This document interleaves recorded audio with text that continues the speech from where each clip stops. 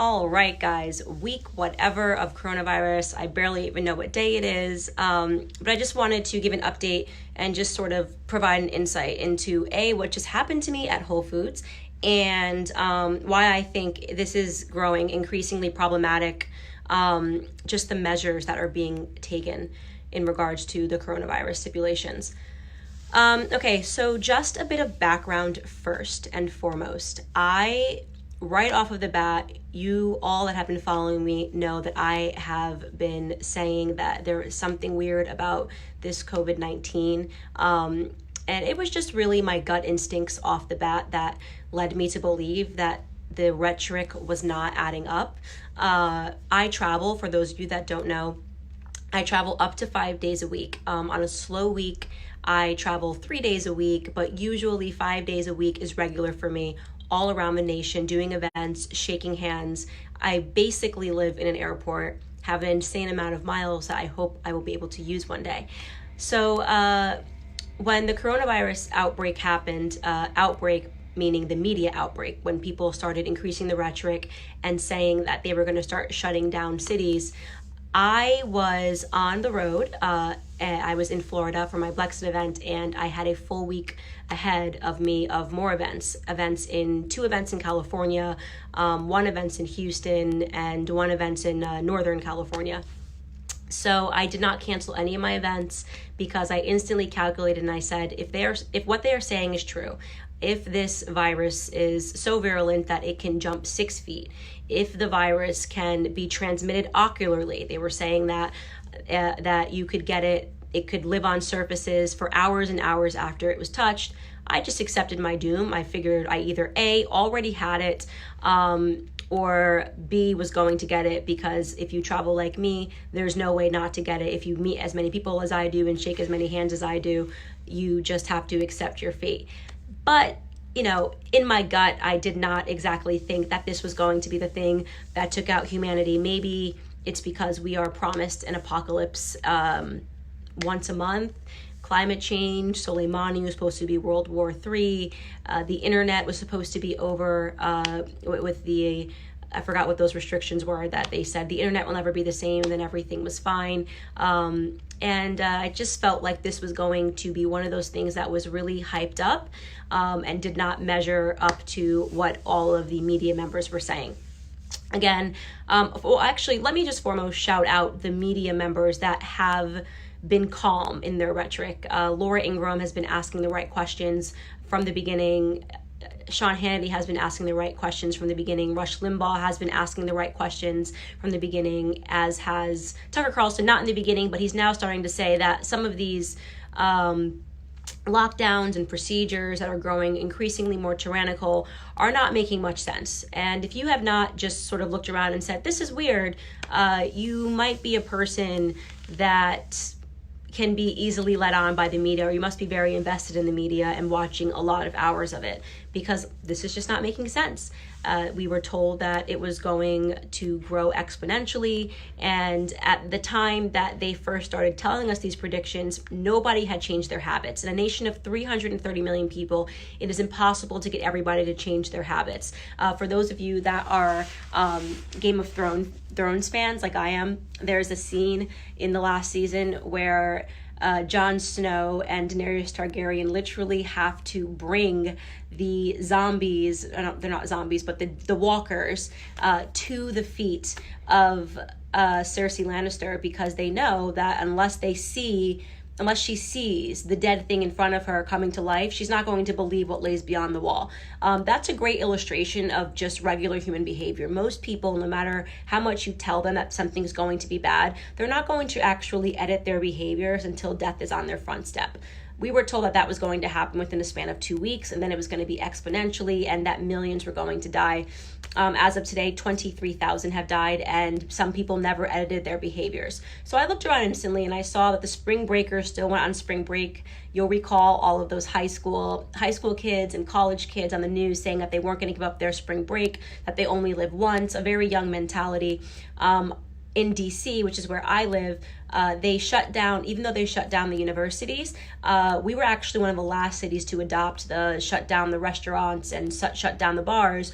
So we had for weeks people that, because they were not working, were day drinking, were spilling out of bars, just a ton of people together celebrating because they had work off, not because they were fearful of coronavirus. I happened to go to the Columbia Heights to get my hair done. The Dominicans were all partying in their neighborhood. Like, I get my hair done by the Dominicans. And so I just did a common sense calculation and said, if this thing is as bad as they say it is, DC is going to get hit really hard in a couple of weeks because nobody's paying attention and nobody cares. But again, my gut, I said, I'm not going to wear a mask. I'm not going to change my behaviors because if nothing else, I'm a believer that if 95% of people are fine after they get it, it's probably best to get the virus and be done with it. I probably have already had the virus, just considering how much I travel, because it's being exposed to germs is actually a good thing. Obviously, we know how this ends. The numbers just didn't match. And this is the most interesting number to me in all of this. So we, again, a nation of 330 million plus people. We have 23,000 deaths. Out of those 23,000 deaths, over 10,000 of them are in New York City. That's strange. There's a lot of people that don't live in New York City, a lot of people that have been partying, a lot of kids that went on spring break. Why are almost half of the deaths concentrated in New York City? I get that New York City is a busy city. I lived there for 8 years. I was born in New York. But I can tell you that more than 1 million people fled immediately as soon as this outbreak happened and the doom and gloom predictions came. They went to their summer homes, they went to their friends' homes, they went to their family homes. Manhattan is really a city of transplants. People that actually live in Manhattan and grew up in Manhattan, almost all of them have houses somewhere else because it's an incredibly expensive city to live in. So we know that Manhattan people pretty much fled, yet almost half of all of the deaths that we have in this country are concentrated to a city that, even when everybody is in the city, has about 7.5 million people. So that is already sort of remarkable, right? Well, shouldn't there be, there's a dense city. What about, San Francisco? What about Chicago and all of these other cities? Why aren't we seeing that same level of an outbreak happening?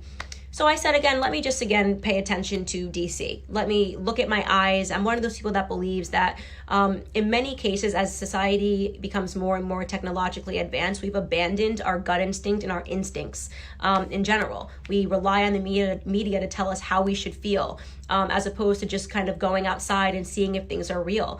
It was the same thing in terms of police brutality. We saw the media every day say that there was this epidemic of Black men getting shot. If you were a Black American in 2016, you would have been scared to see a police officer because we really thought it was an epidemic. But again, me relying on my instincts didn't really add up to my experiences with police officers over the year.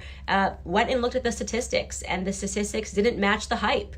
And it turned out that in all of 2016, just 16 unarmed Black men were shot and killed by police officers, and police officers were 18 and a half times more likely to get shot by a Black man than the other way around, and that more white men were shot and killed unarmed by police officers that year, as were more Hispanic men. So that instinct that I have, I tend to follow it and not really invest so much in the media hype, especially when it seems like it's the same media members that are hyping it that have been hyping every other promised apocalypse. As I mentioned earlier, net neutrality. When you see those same players in place, you should just, put your antennas up, not tinfoil hats, but antennas, to just say, all right, well, it should be very soon for us to see these outbreaks. Of course, it hasn't happened.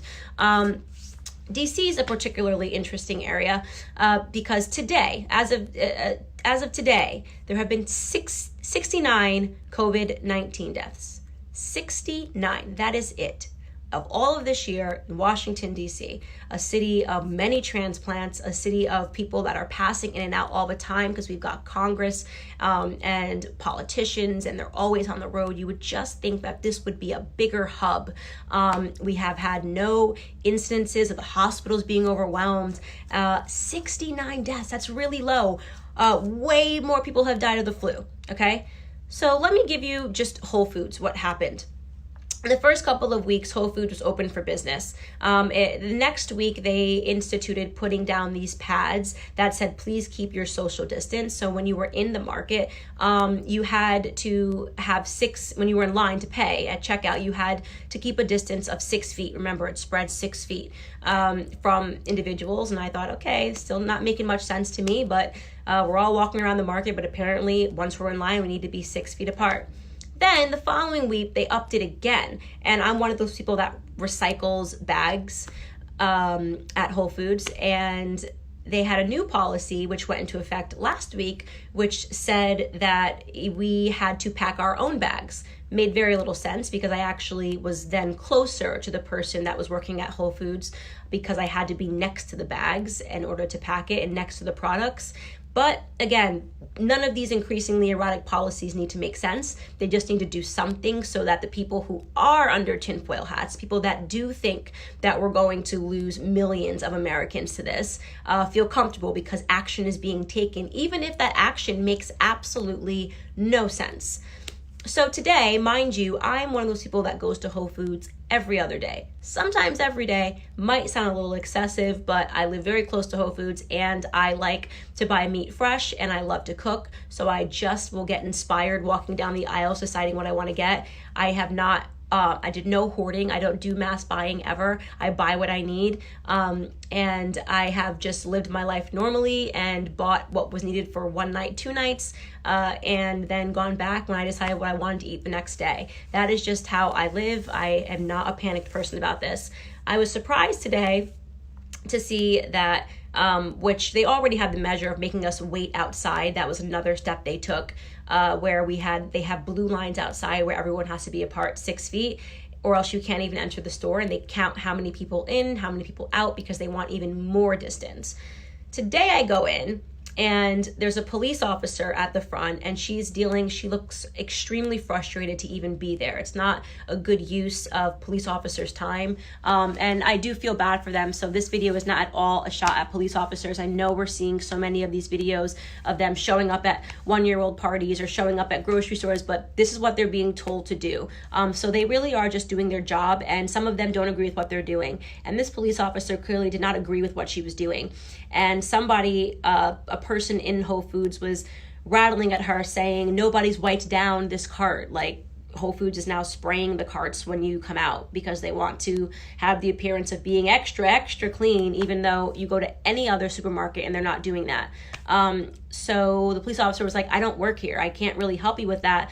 And me and my husband kind of slipped in under the radar, not knowing that they had just put in place a new measure beginning on Monday, which stipulated that you have to have masks on. I don't have a mask. I have not tried to buy a mask. I have not went to look for a mask. I have been outside. I have been running. I am not one of those people that you see dressed up in Muslim medical garb now that is covering every ounce of their faces. I have just been completely myself, and I don't have a mask, so I can't be required to put on something that I don't own. And so my husband and I realized that people were looking at us, but we're like, okay, you're allowed to be scared and wear a mask, but I don't think it's a requirement for every single person to freak out about wearing a mask. And the police officer comes up to us about 5 minutes into us being inside, and she's super frustrated, and she had masks, and she was like, you need to put on these masks. You know, you're lucky we don't take you out of here. And I'm like, what are we even talking about anymore? And apparently, she said that they are now allowed to stipulate that you have to wear a mask or you're not allowed to be inside of the store. And that, to me, I cannot understand how that is constitutional. Somebody explain to me how that is legal. I tell people they cannot buy food at a grocery store unless they have a medical mask on, because 69 people have died in the city. Just so you understand how low that is, DC deaths have been going down every month. We had a certain amount of deaths in January, less deaths in February, and even less deaths in March. So there's no epidemic here. We are not New York City. There is no reason for us to be increasing. There have been no outbreaks in any of the regions that I just told you about, in the Columbia Heights, There's not been an outbreak in all of those bars and down 14th Street, which is where everybody hangs out and where everybody was hanging out. So they've been increasing the measures, and there's no empirical data which explains why they're increasing the measures. They're just deciding on more activities. Tomorrow you could wake up and they could say that it helps to hop on one foot and do the chicken dance, and everyone's going to have to start doing it, even though there's absolutely no reason. Again, there is no outbreak. People are not dying at a higher rate. So what is with this? What is with this policy? What we're seeing happen now is blatant tyranny. It is a quarantine when sick people are made to stay home. It is not a quarantine when healthy people are made to stay home. That is called tyranny. We are not being allowed our right to provide for our families. We are not being allowed our freedoms to go and to provide for our families. If we want to walk into a grocery store, we are being told what we have to wear. This is not normal. This actually makes no sense. And again, as I said, I go to different supermarkets. They're not doing this at all of them. They're not doing this at Harris Teeter on the other side of town. They aren't practicing any of these measures. But police officer said because the mayor put in place the policy that everyone has to wear a mask, they're just doing it. They're now enforcing it. No questions asked by the citizens of why. And we were pretty much like Sweden here in DC in terms of how low the death count has been and how slow the measures are that we've taken. So why are we increasingly allowing more absurd policies when we are seeing that outside of New York City, there just have not been that many deaths? You take out New York City, why doesn't Trump, if we're talking about a solution, why don't we say keep New York City locked down and let the rest of us get back to work? Why don't we say if you're terrified and you don't want people to go back to work, you stay home? How about you stay home? How about you wear a mask? How about you order your food online? Why don't you stay home if you're scared? Why do I have to stay home because you're scared? Oh, don't give me the nonsense about the hospitals being they're overflowed nowhere but in Manhattan, where they have been overflowed for the last 10 years, okay? So, and they've even said that they're seeing less patients. So why don't you stay home? If you're watching this and you're going, we need to be responsible, why don't you stay under your tinfoil hat, okay? Stay in your house, stock up on toilet paper, and let the rest of us get to work? That is my question. I don't know that we're going to get an answer to all of this, but I do know that we're going to start seeing more than protests. We're going to start seeing riots soon if we are not allowed to go back to work and do what we do every single day. This is not the America that I grow up in. This is not the America that I ever want to live in. And neither should you if you really are a person that is pro-freedom.